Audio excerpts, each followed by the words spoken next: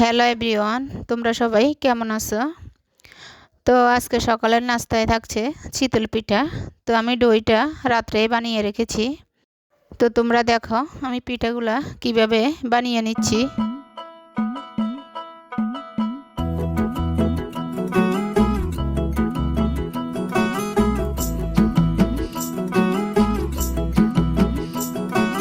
कागज के दो पंख लेके उड़ा चला जाए रे, जहाँ नहीं जाना था ये वही चला हाय रे।